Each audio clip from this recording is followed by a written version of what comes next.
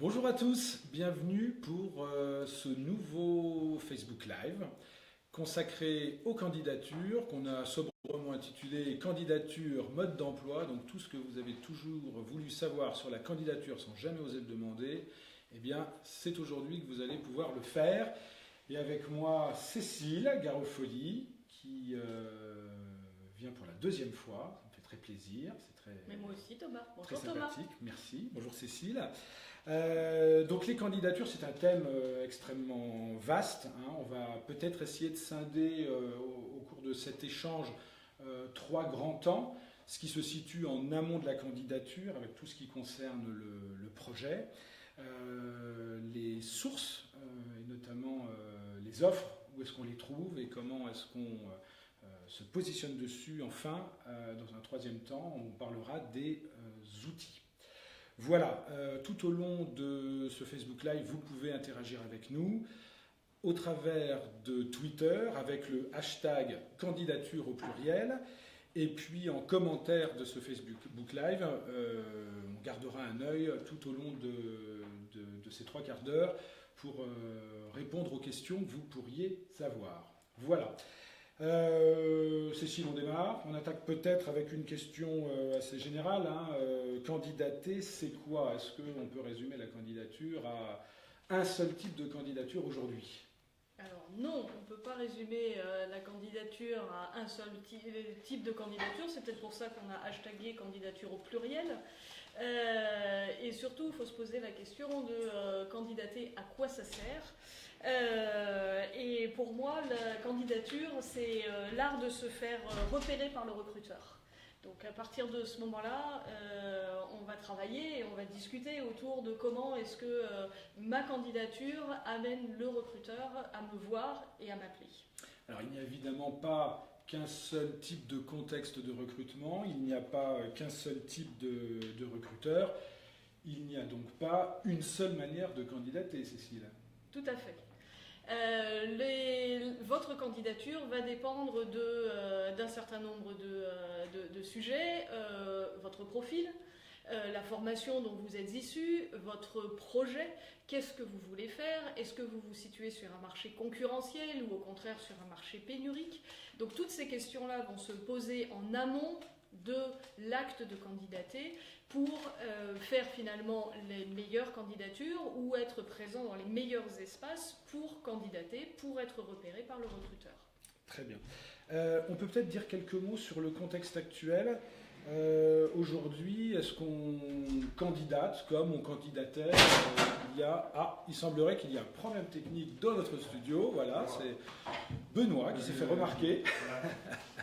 Je reviens à ma question. Est-ce qu'aujourd'hui, on candidate comme on candidatait il y a 10 ans?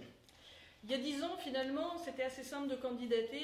Il y avait peu de candidatures, enfin peu de choix de candidatures. Soit on répondait à une offre à laquelle on adressait un CV plus une lettre, soit on était en candidature dite spontanée, c'est-à-dire que pas d'offre, cependant l'entreprise m'intéresse et je lui adresse une candidature. Aujourd'hui, avec l'avènement des médias sociaux, je dirais que la candidature est vraiment devenue multimodale et qu'il est important d'être présent dans des espaces différents pour être visible, pour être aussi à l'affût des informations qui vont m'amener vers peut-être l'offre d'emploi, vers l'entreprise pour laquelle j'aimerais candidater. Et c'est tout cet environnement finalement qui s'est complexifié, qui donne aussi plus facilement peut-être accès à l'information, mais qui est plus touffu, qu'il faut arriver à défricher pour pouvoir être au bon endroit, au bon moment.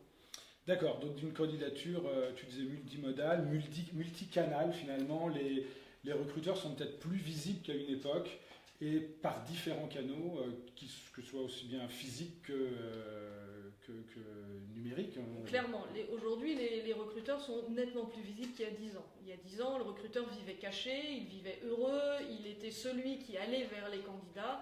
Aujourd'hui, il y a une vraie relation et des vrais allers-retours qui peuvent s'installer, qui ne s'installent pas systématiquement, et ce n'est pas forcément quand on est candidat forcément facile à mettre en place, mais c'est vraiment vers ça qu'il faut tendre et se dire qu'aujourd'hui, la distance entre le recruteur et le candidat, c'est quand même réduite.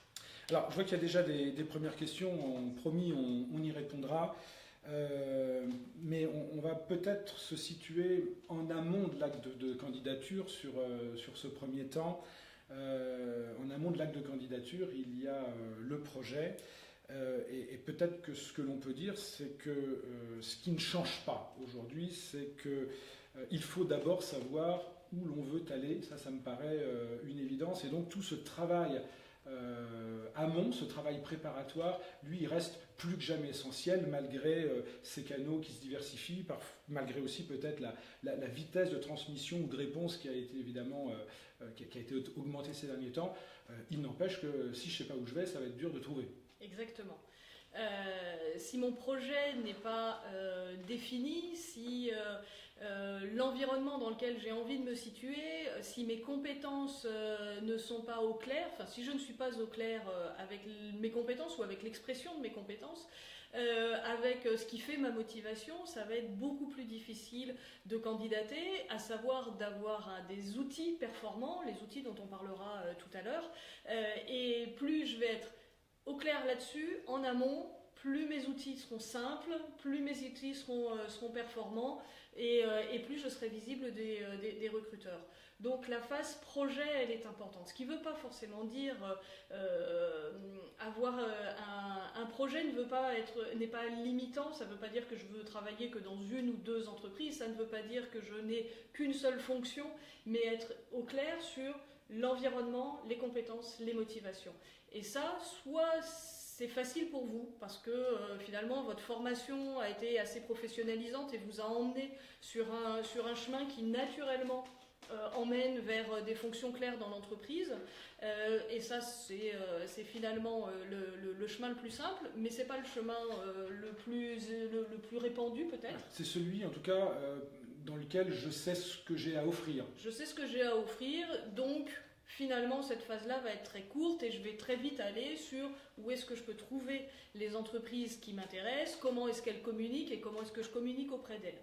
Mais arrêtons-nous simplement 2 minutes sur celui ou celle qui aujourd'hui dit oui mais moi c'est pas très clair, je sors de 5 ans d'université, la formation a été super riche mais pour autant elle ne me mène pas vers un métier aussi simple que contrôleur de gestion, responsable qualité ou médecin, et donc j'ai besoin de clarifier les éléments du projet, besoin de clarifier la contribution que je peux apporter dans une entreprise.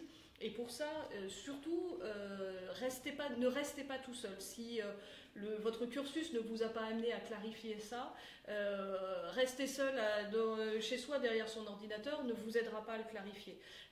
Pensez, entre autres, au service de l'APEC, pensez aux groupes de demandeurs d'emploi qui existent et qui peuvent vraiment dynamiser ces éléments-là. Mais si on revient sur les services de l'APEC, clé d'emploi pour les jeunes diplômés. La clé d'emploi, pour ceux qui connaissent peut-être pas ou qui ne sont pas familiers de notre terminologie, c'est le service d'accompagnement des jeunes diplômés. Donc en face à face, avec un consultant sur plusieurs rendez-vous. Donc il y a ce que j'offre, et puis souvent c'est aussi d'être au clair sur le coup d'après. Beaucoup de jeunes diplômés nous disent être parfois perturbés par une question du type comment vous voyez évoluer, comment vous voyez dans 5 ans, comment vous voyez dans 10 ans. Donc ce vers quoi je veux évoluer, ça c'est quelque chose aussi qui se travaille en amont. Ça se travaille en amont et on le développera plus largement le mois prochain dans le live consacré à l'entretien de recrutement. Toujours un peu d'avance, bravo Cécile. Ce que j'offre, ce vers quoi je veux évoluer, donc, dont on parlera prochainement, et puis ce qui me distingue, parce que effectivement on pourrait croire que rien ne ressemble plus à un jeune diplômé qu'un autre jeune diplômé, par exemple, si on reste sur cette population-là. Or, ça n'est absolument pas le cas, et ça aussi, c'est des choses qui se réfléchissent et s'argumentent. Alors, il faut bien savoir que si vous êtes plutôt jeune, les études montrent que l'employabilité aujourd'hui est forte. Les chances de succès, les chances de recrutement sont fortes. Donc ça c'est un trend aujourd'hui, il existe, il faut s'appuyer dessus. Maintenant, clarifier, rendez-vous visible aussi, parce que effectivement quand on est 50 à sortir d'une promo, ou 200 ou plus, il faut travailler ce qui me distingue des autres. quel professionnel je suis et quelles sont les contributions propres que je peux apporter. Tu évoquais un premier outil qui est la rencontre avec un consultant de l'APEC. Évidemment, on ne va pas vous dire le contraire. Au contraire, on vous y encourage. Est-ce qu'il y en a d'autres pour justement aider ceux qui nous écoutent à clarifier leurs projets ou peut-être aller un petit peu plus loin et identifier leur concurrence, leur marché? Est-ce que tu as spontanément comme ça quelques pistes à donner? Spontanément, je dirais qu'il faut comprendre qu'aujourd'hui on s'inscrit dans un écosystème, que cet écosystème il est à la fois digital et réel.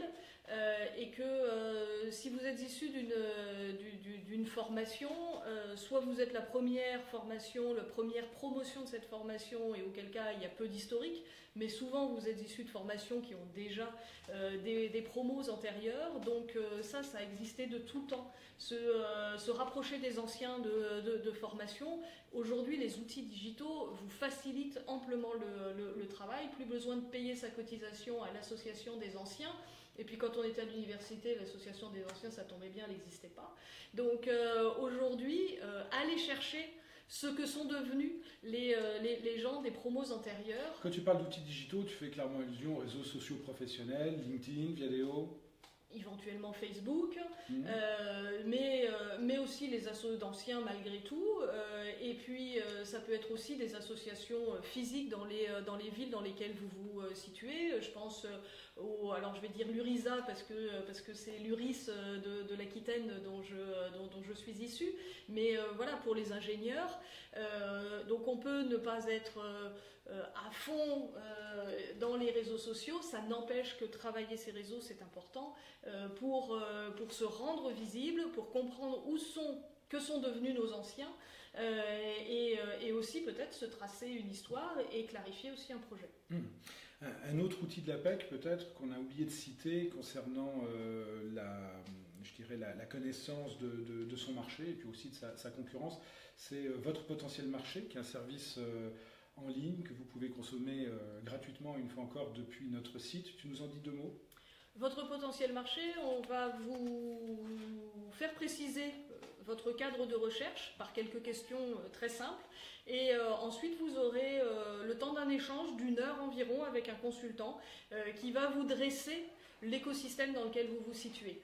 Combien de candidatures en moyenne sur les offres, combien d'offres sur l'endroit où vous vous situez, pas partout en France, mais sur la zone géographique dans laquelle vous vous situez, le niveau moyen d'études, la durée d'expérience, le niveau moyen de rémunération, des éléments qui sont issus du traitement que nous faisons des offres, que nous récoltons, et qui permettent de comprendre l'écosystème dans lequel je me situe.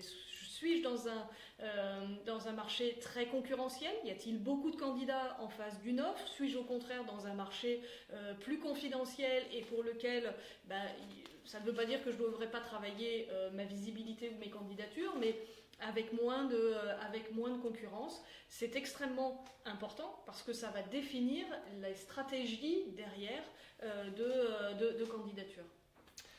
On vient de parler de l'importance en amont de travailler un projet, de sonder son marché, de s'assurer qu'on fait bien bonne route et qu'on prospecte au bon endroit. Je te propose maintenant de parler des outils, et quand on parle outils de prospection pour candidater, évidemment, le premier qui nous vient à l'esprit, c'est l'offre.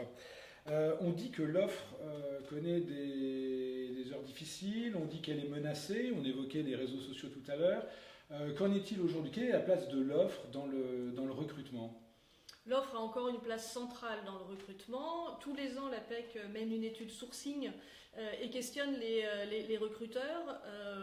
Bon an, mal an, tous les ans, on est à plus de 80% de recruteurs qui nous disent « j'ai fait publier une offre pour mon dernier recrutement cadre ». Ce qui veut dire que l'offre tient une place essentielle. Ce qui ne veut pas dire qu'après, le recruteur aura sélectionné dans son choix final un candidat issu de la réponse aux offres. Et puis pardon de t'interrompre, mais comme tu le disais, la candidature est multicanale. C'est-à-dire qu'on peut répondre à l'offre, ça ne signifie pas qu'en parallèle, pour candidater efficacement, on ne peut pas mener d'autres actions. Totalement. Donc l'offre est importante, ce qui veut dire qu'elle m'amène à vraiment comprendre dans quel environnement je me situe. Si je suis sur un marché très précis et que je vois très peu d'offres, inutile de penser que tout est en marché caché et qu'il y aurait des mines de potentiel d'emploi qui n'apparaîtraient pas sur les offres. Non, il y a peu d'offres, ça veut dire que le marché va être restreint. Et ça va vouloir dire, je vais devoir mettre en place une stratégie qui sera différente d'un contexte différent, qui est de dire tous les jours, sur le marché sur lequel je me destine, je vois 2, 3 offres qui répondent bien aux critères que j'ai posés pour ma candidature. Régulièrement, les cadres nous sollicitent pour identifier les sources. Alors ça passe par les sites emploi, évidemment. Est-ce que tu as envie d'en mettre en avant certains, ou bien sûr en plus de celui de l'APEC qui reste le numéro 1 sur l'emploi cadre? Si on ratisse, en tout cas si on balaye un petit peu le champ de l'existant, tu as envie de mettre en avant quelle autre source pour trouver ces offres d'emploi? Alors, je dirais que votre recherche va dépendre d'un certain nombre de critères et effectivement, APEC-FR est un site où vous trouverez souvent des offres. Maintenant, les offres qui vous correspondent, maintenant, on peut citer des acteurs peut-être un peu nouveaux sur le marché qui amènent aussi ce marché de l'offre a évolué. Je pense à Welcome to the Jungle par exemple, qui amène vraiment de la vidéo et donc amène une compréhension de l'offre au-delà du simple texte de l'offre. Alors je pense à Welcome, mais ça peut être Job Teaser qui est plus ancien et qui était sur cette même logique. C'est-à-dire qu'en périphérie des gros, on va retrouver quelques startups innovantes qui mettent l'accent parfois sur des aspects qui avaient pu être négligés jusqu'alors. En tout cas, elle propose des solutions nouvelles qui permettent d'aller plus loin dans la relation au moment où on veut candidater avec l'entreprise. Jusqu'à présent, on avait un texte d'offre plus ou moins clair, plus ou moins fouillé. L'APEC elle-même amène vraiment les entreprises vers l'apport d'une vidéo complémentaire au texte de l'offre. On voit bien ce marché de l'offre, il se transforme, l'usage évolue. Donc soyez sur quelques sites dans lesquels vous repérez votre marché, les offres qui vous correspondent, allez piocher ailleurs, allez picorer, j'ai envie de dire, pour peut-être mieux définir votre environnement. J'ai le sentiment que, avec tout ça, ce sont finalement les postures, les mentalités qui sont en train d'évoluer. On est dans un courant qui va vers peut-être plus de transparence. Tu le ressens également ? Je le ressens, oui. Maintenant, je ne suis pas sûre que les internautes qui peuvent poser leurs questions ne nous diront pas c'est compliqué. Moi, ça fait 3 mois que je postule et je n'ai pas eu une réponse ou au-delà d'un mail formel et souvent automatique. Donc j'ai du mal à trouver où ça se rapproche, où la distance ça me nuise. Pour autant, vraiment, sachez-le, le recruteur est plus proche de vous aujourd'hui qu'il ne l'était il y a quelques années. Donc le travail va être autour de comment est-ce que je diminue encore cette distance avec le recruteur. Ce qui me permet d'enchaîner sur la question de Yann, qui a bien remarqué que nous avions un fil conducteur, merci Yann, qui nous dit, voilà, j'ai récemment participé, non pardon, c'est l'autre, qui nous dit, j'ai récemment postulé auprès d'une PME, je suis sans retour depuis 2 semaines. J'ai un numéro de téléphone ainsi qu'une adresse email où je peux les contacter. Dois-je le faire et comment m'y prendre ? Alors j'ai envie de dire oui Yann, puisque l'entreprise est identifiée, puisque vous avez des éléments de contact, qu'est-ce qui vous contraint à rester dans une posture d'attente ? Vous l'avez dit, c'est une PME. Le propre de la PME, c'est qu'elle ne recrute souvent pas très très régulièrement, en tout cas pas sur des postes cadres. Il n'y a pas forcément quelqu'un qui est dédié au recrutement. Or, le recrutement, le sourcing, c'est une compétence à part entière. Donc, vous avez des éléments, vous avez les outils pour contacter l'entreprise. faites-le. Votre première sollicitation peut être simplement le rappel de votre candidature, des 2-3 points saillants qui font que votre candidature est une candidature hautement importante et intéressante pour l'entreprise, et simplement poser la question de où en êtes-vous de votre process de recrutement. Si la personne vous dit on a mis ça au mois de novembre, et ben vous avez des échéances.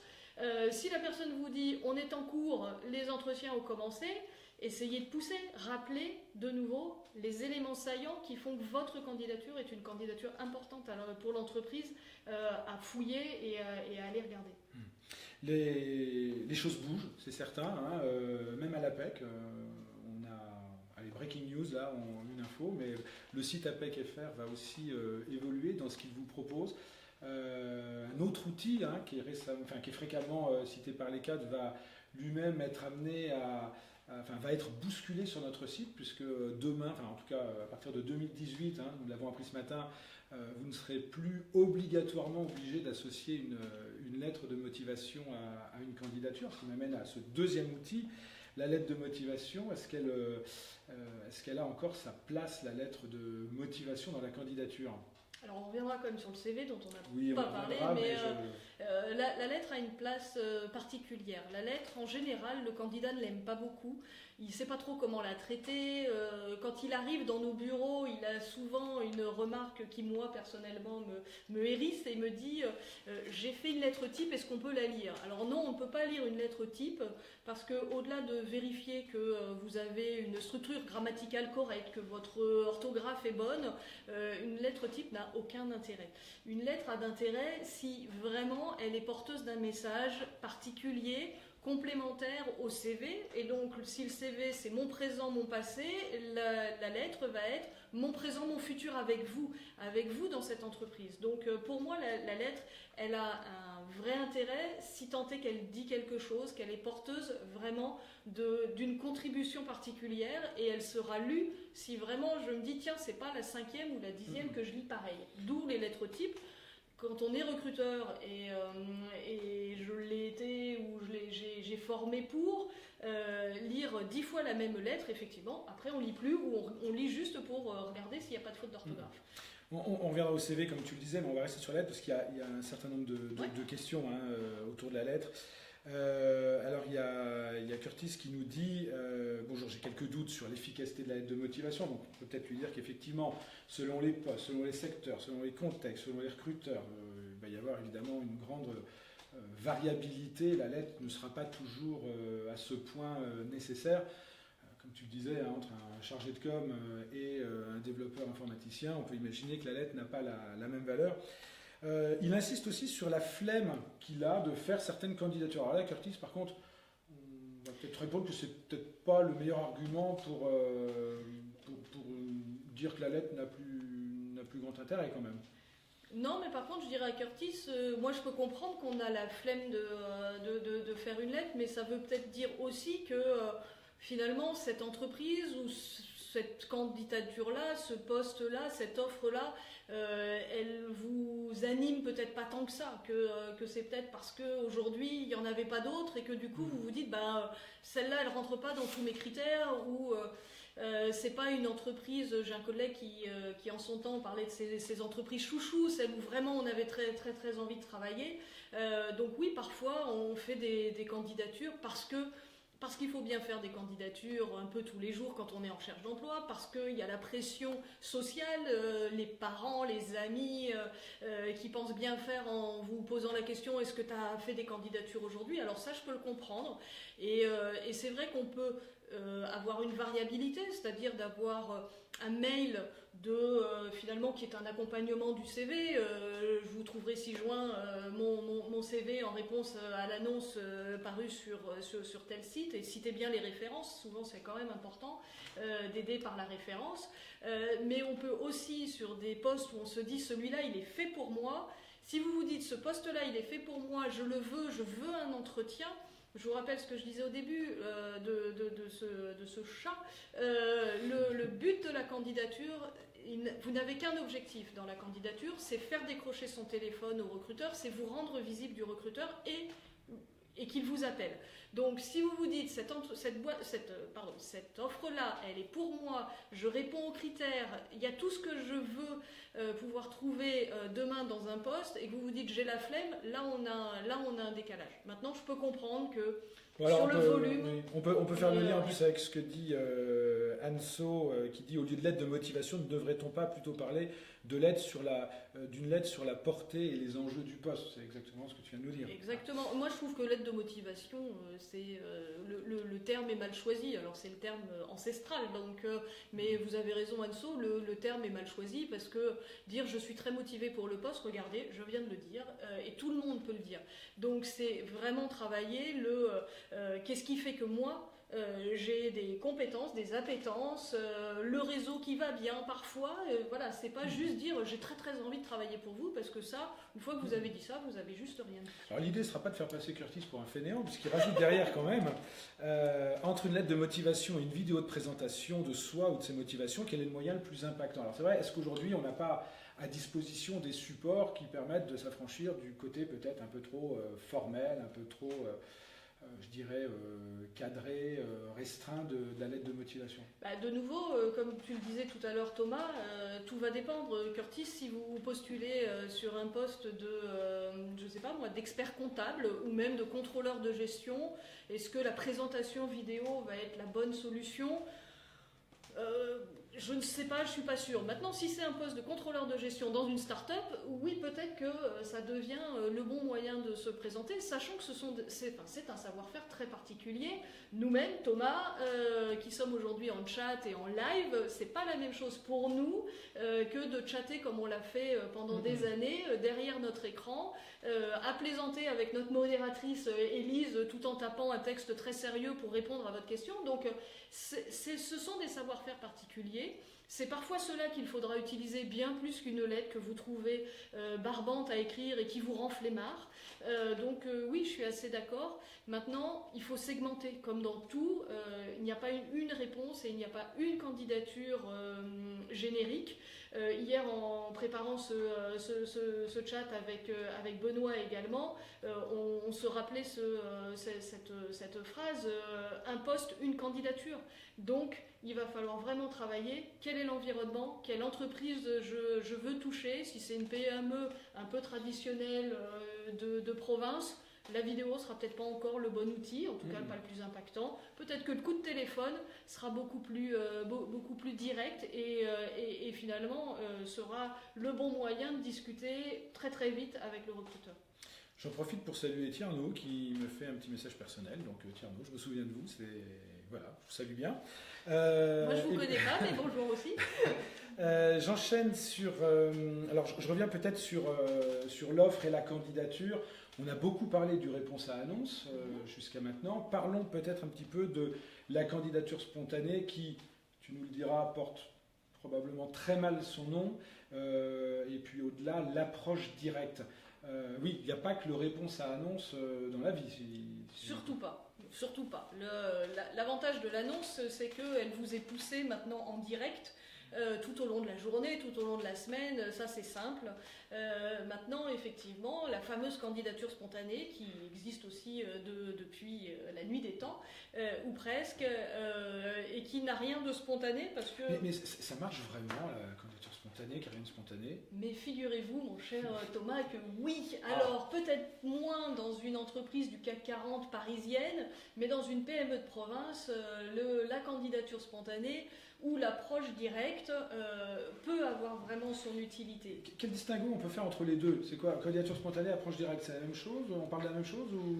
Souvent, derrière candidature spontanée, ce que nous disent les candidats, c'est j'ai identifié 50 entreprises et j'ai envoyé ou je vais envoyer 50 fois la même candidature. Et ça c'est de la candidature spontanée. Alors, sur le nombre, ça peut fonctionner.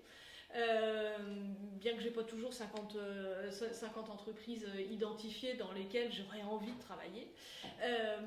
Maintenant, l'approche directe va avoir un travail beaucoup plus fin en amont d'identification de quelle entreprise, quels besoins, quels enjeux et à quoi je réponds, à quoi est-ce que moi je peux répondre. Et la candidature spontanée, en général, on l'envoie sur un mail générique, on l'envoie à une adresse un peu générique, Madame, Monsieur, l'approche directe, elle va s'adresser à Thomas Baligan, chef de projet numérique de l'entreprise X, parce que j'ai quelque chose à vous proposer, à vous, cher Thomas, et pas à l'entreprise comme ça, noyée dans le courrier et dans les courriels que peut recevoir l'entreprise. D'accord, donc la réponse à annonce, c'est finalement une réponse extrêmement ciblée, argumentée par rapport à un besoin exprimé au travers d'un média. Oui. L'approche directe, c'est une réponse extrêmement ciblée, argumentée par rapport à un besoin finalement deviné, senti, pressenti. Ça, c'est distinct. Et la candidature spontanée, elle, c'est plutôt un envoi de masse qui s'apparenterait à une campagne d'emailing.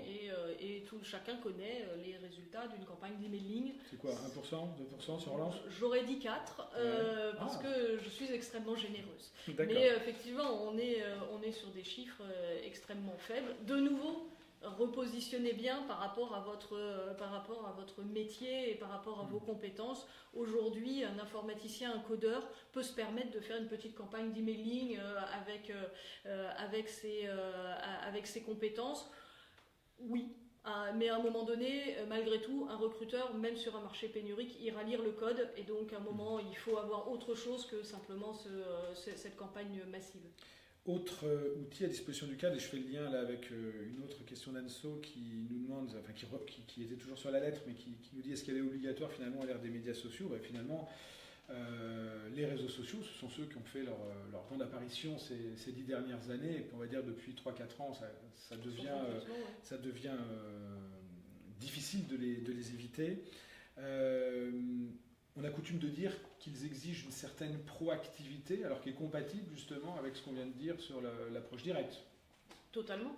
De toute façon, plus finalement vous gommez le côté candidat. Pour moi, le terme candidat et la posture candidat, c'est souvent un peu passif. J'attends que l'offre arrive, j'y réponds, j'attends ensuite, c'est ce que nous disait, je ne sais plus, j'ai plus le prénom, Yann peut-être au démarrage, j'attends qu'on me rappelle. Non, il faut avoir une vraie logique de proactivité, une logique de contact, de mise en relation, une logique d'aller chercher l'information qui me permettra de valider que j'ai bien des compétences adaptées aux besoins et à l'enjeu de l'entreprise. Donc les réseaux servent à ça. Les réseaux ont toujours existé. Les réseaux numériques permettent d'aller plus vite. Pour identifier Thomas Baligan, Benoît Martin, qui pourra m'apporter la bonne information pour postuler. Ça rejoint une question d'Yann qui nous demande comment être pertinent sur ces réseaux. Donc on l'a bien compris, on a des outils là pour identifier les personnes, aller plus vite. Bon, ça ne veut pas dire que derrière, il n'y a pas, je reviens toujours sur ce terme de posture, une posture réseau, une posture alors d'ouverture d'une part, mais aussi de ne pas hésiter, par exemple, à aller s'adresser directement à nos cibles, ou peut-être à ce qu'on va appeler des relais, c'est-à-dire ceux qui peuvent nous envoyer vers les cibles. Cette démarche, elle est vieille comme le monde en fait. Alors, cette démarche, elle est vieille comme le monde. De nouveau, je ne veux pas empiéter sur le chat du mois de décembre cette fois-ci, que tu feras avec plus François. Longtemps des réseaux. Mais ce que je veux plutôt dire, c'est que, et ce qui pour moi est vraiment nouveau, c'est que les réseaux sociaux se sont vraiment emparés de l'offre d'emploi. Et aujourd'hui, vous allez sur LinkedIn, vous avez de très très jolies offres d'emploi. Et là, mais pour le coup, on n'est plus sur le réseau social, on est sur finalement LinkedIn Job Board. Donc on revient sur cette logique de il y a un besoin, je y réponds par une candidature, et en l'occurrence là, je vais y répondre par mon profil. Mais c'est ça qui me semble important aujourd'hui. Toujours sur ce thème, on nous demande comment approcher les recruteurs sur les réseaux sociaux professionnels sans donner l'impression de les harceler. Alors on reviendra sur ce thème en décembre, tu l'as très bien dit, mais quand même un élément de réponse. Est-ce que ce sont les recruteurs qu'il faut contacter sur ces espaces ? Pas nécessairement. D'abord, si vous cherchez de l'information, c'est pas le recruteur qu'il faut aller solliciter parce que l'information qu'il a sur le poste ou la technicité du poste ou les besoins, les compétences, les savoir-faire sur le poste, il les aura pas nécessairement. Donc sur les réseaux, c'est pas tant le recruteur qu'il faut chercher à contacter, c'est plutôt des personnes qui travaillent sur les métiers, dans les services pour lesquels vous aimeriez travailler. Maintenant, le recruteur, ça va être intéressant d'aller l'identifier sur LinkedIn, par exemple. Une fois qu'il m'a appelé et qu'il m'a dit bonjour, je suis Stéphanie Durand et on va se rencontrer parce que je vous propose un rendez-vous. À ce moment-là, ça vaut le coup d'aller chercher Stéphanie Durand, de voir son profil et donc de rétablir une certaine équité, puisque Stéphanie a mon CV, elle sait des choses de moi et bien souvent, enfin encore il n'y a pas si longtemps que ça, le candidat il arrivait, au mieux il savait qu'elle s'appelait Stéphanie Durand. Et si elle avait eu un nom un peu compliqué qu'elle avait prononcé un peu vite, je ne savais même pas trop comment elle s'appelait la personne que j'allais rencontrer. Combien de fois on a vu des candidats eu un entretien, j'ai rendez-vous avec monsieur ou madame, mais j'ai pas très bien compris son nom. Et voilà, et donc aujourd'hui il faut vraiment faire cet effort-là de dire ah vous êtes Stéphanie Durand, ok, je vais vous... Et du coup je vais chercher la personne. Là où il y a 10 ans il pouvait s'offusquer de comment on m'a trouvé sur Viadeo, comment les candidats me cherchent. Aujourd'hui, il y a vraiment beaucoup plus de fluidité malgré tout, et les recruteurs savent qu'ils vont être recherchés. Ils savent aussi que du coup, ils vont dire ce qu'ils veulent bien dire d'eux et de leur parcours. Mais moi, je trouve super important de savoir que mon recruteur est ingénieur de formation si je suis moi-même ingénieur. On n'aura pas le même niveau de discussion, ou au contraire est issu d'un parcours RH ou est issu d'un autre parcours. C'est important aussi de savoir si la personne est là depuis 6 mois ou si elle est là depuis 10 ans. Donc tous ces éléments sont des éléments qui vont contribuer à rendre ma candidature et le mois prochain mon entretien de meilleure qualité. Et je connais même des recruteurs qui aujourd'hui s'étonnent en amont de la rencontre physique avec les candidats que ceux-ci ne soient pas passés voir leur profil. C'est une crainte qu'on entend encore dans la bouche des cadres de je ne vais peut-être pas aller voir le profil parce qu'il va voir que je suis venu le voir. Ouais, souvent c'est une crainte que vous exposez dans nos bureaux et vous nous demandez comment apparaître comment ne pas apparaître, comment être consulté des profils en mode anonyme. Moi, c'est vraiment pas quelque chose que je conseille. D'abord parce que en tant qu'utilisatrice de LinkedIn, je passe pas mon temps à aller regarder qui a consulté mon profil, combien d'anonymes. Et puis surtout, comme tu le dis Thomas, il y a quand même là un vrai changement de posture, une vraie maturité des recruteurs pour qui aujourd'hui, ça fait partie du jeu. Et ça fait partie de la relation et ça peut même aujourd'hui devenir un point positif du candidat, un poil curieux qui aura donc préparé son entretien au-delà d'être allé regarder le site institutionnel de l'entreprise.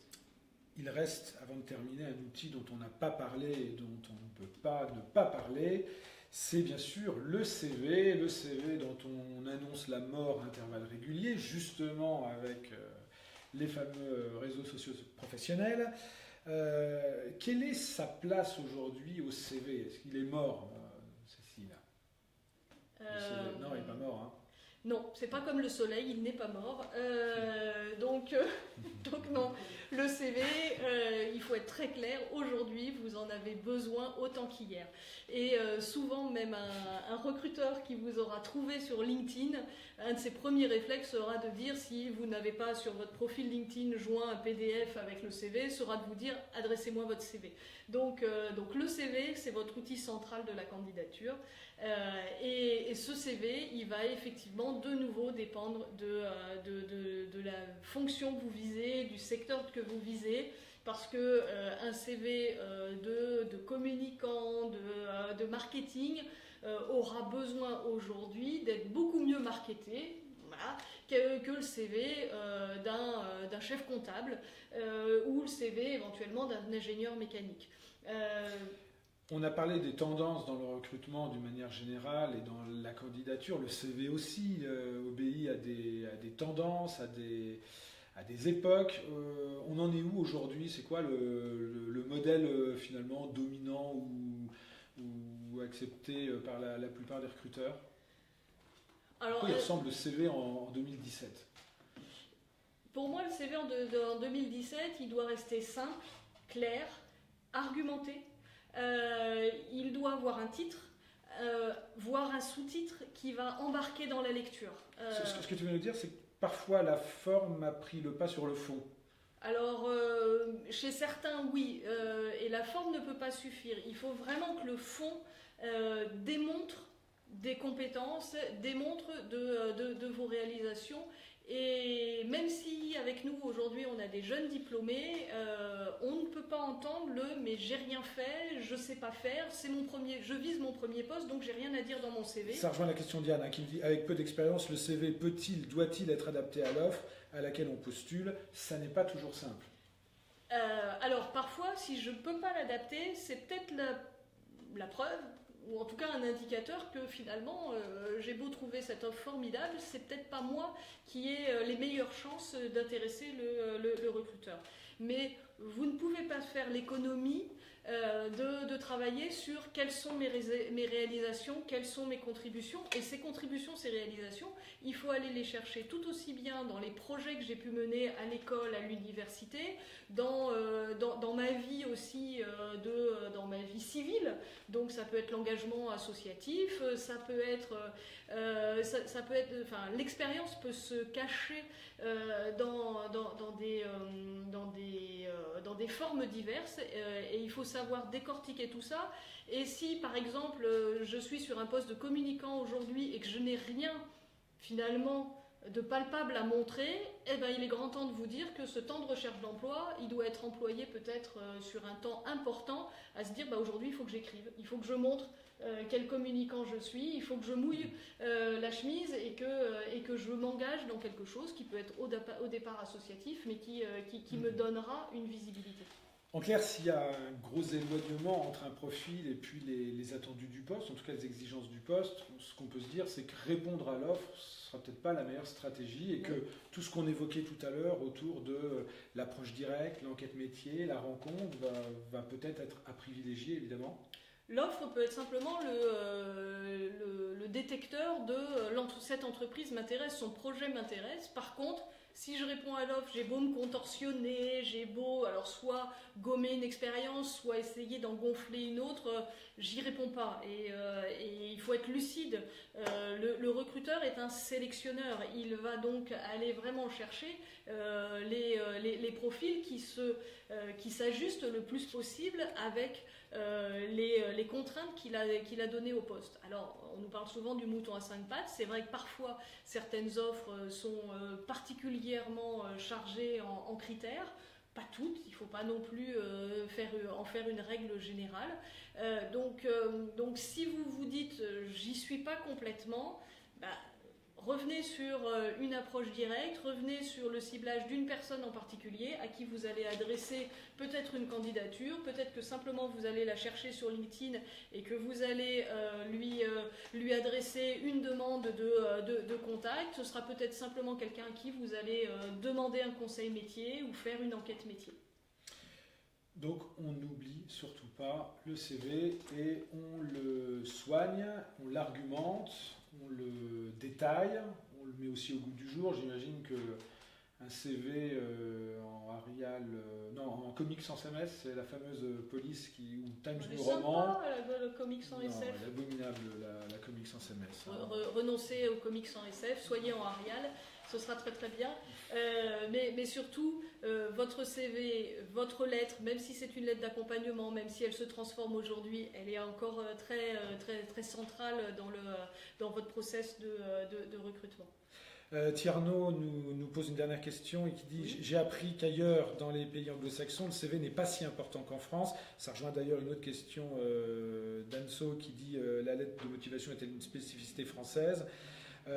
Et Tierno termine en disant « On demande au candidat ce qu'il sait faire, mais pas ce qu'il a fait. » C'est une bonne approche. C'est vrai qu'il y a une spécificité française quand même. Eh bien, pas tant que ça. Moi, on fera un autre live là-dessus parce qu'on a presque terminé. Mais je me suis amusée. Vous pouvez revenir dans mes archives de billets de blog. Et je me suis amusée il y a 2-3 ans à faire un billet sur des offres du Québec. Et franchement, eh ben, allez-y sur les offres québécoises. Elles ne sont pas si différentes que ça des nôtres. Elles ne sont pas si distinctes que ça. Donc, mais puis surtout, c'est si vous postulez en France, bah, il faut se mettre sur les standards qu'attend l'entreprise. Ce serait bête de se faire rejeter d'un recruteur parce que j'ai pas envie de rédiger la lettre alors qu'il attend la lettre. Le scoop que vous annoncez Thomas tout à l'heure sur le site en 2018, c'est que on donnera à un moment donné la possibilité aux recruteurs de vous dire je veux une lettre ou j'en ai pas besoin, parce qu'effectivement, il y a des recruteurs qui ne les lisent pas concrètement. Donc, demain, très bientôt, ça arrive vite, le recruteur pourra mieux se positionner et donc vous permettre peut-être parfois de gagner du temps. Je te laisse conclure. Oui, même moi je vais te renvoyer la balle. Peut-être en conclusion de ces 3 quarts d'heure, est-ce que tu as un message clé ou une punchline efficace pour ceux qui nous écoutent? Moi j'ai envie de dire pour conclure que c'est pas, si vous êtes en recherche d'emploi, c'est pas parce que vous êtes en recherche d'emploi que vous êtes candidat tout le temps. Vous êtes un professionnel, vous devez en permanence chercher à générer des contacts professionnels et parfois vous êtes candidat. Soit parce qu'il y a une offre, soit parce que vous sentez que c'est le bon moment et qu'il y a une entreprise qui a un besoin et que vos compétences y répondent. Donc, et puis on peut être en activité et se dire je ne suis pas candidat, je suis en activité. Pour autant, si je suis repéré par un recruteur, je serai peut-être à un moment donné candidat. Donc la posture de candidat, ça va, ça vient. C'est quelque chose qui se travaille et surtout, n'hésitez pas à aller vers les consultants de l'APEC pour vous aider à adopter la meilleure posture. Et pour terminer, pour faire un peu de l'autopromo, ce qui est très très mal, donc je me tape, sur le CV, allez nous lire, Thomas, François et moi-même, nous republions 5 billets de blog sur tout savoir sur le CV de A à Z. Laurence, notre homologue et notre copine, a publié il y a 15 jours ou 3 semaines pourquoi le CV n'est pas mort. Donc allez-y, allez nous lire sur le blog et ça complétera bien, je pense, ce temps que nous venons de passer ensemble. Puis lorsque vous aurez fait de belles candidatures, eh bien vous aurez des entretiens, vous obtiendrez des entretiens, mais ça c'est un autre sujet dont nous discuterons prochainement, puisque c'est l'objet d'un prochain live qui aura lieu le 14 novembre. Le 14 novembre. Merci à tous, merci de nous avoir suivis, à bientôt pour un prochain live, et puis très bonne fin de journée, surtout de très belles candidatures à tous. Merci, à très vite. À très bientôt.